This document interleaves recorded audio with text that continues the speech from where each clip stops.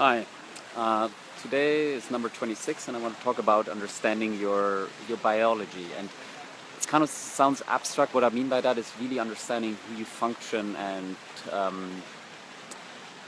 understanding your brain, how it works, and your mind, because before you do that, it's really hard to kind of overcome its constraints that we're given, mostly evolutionary. And to make it very practical, I want to leave you with two thoughts. First, there's a part of your brain that's called the amygdala, which I mentioned in a previous video, which is kind of the fight or flight response. And that's the part of the brain that always worries what could go wrong constantly.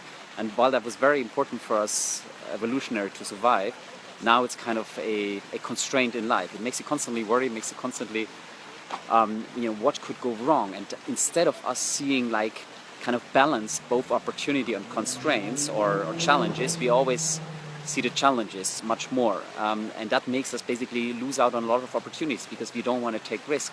When you start something new or do a venture or go into anything that's kind of out of the norm, people will always be the first to tell you what all the things that could go wrong.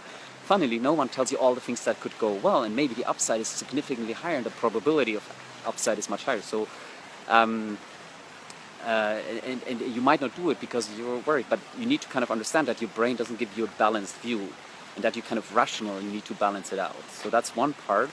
And the other part is that that we're kind of really emotionally driven all the time. You can see that if you kind of take turns in your life depending on your moods, and your moods are influenced by all the people around you. If you're waiting somewhere and someone runs into you, and then say like, what's that, what an idiot kind of reaction, you immediately shift into a different mood. And we do around 5,000 to 10,000 mood shifts in a day, and depending on which very mood you are in, you will react very differently to different situations. You will make different decisions. Again, that doesn't make any sense, right? Just because you're in a different mood, you kind of decide things differently.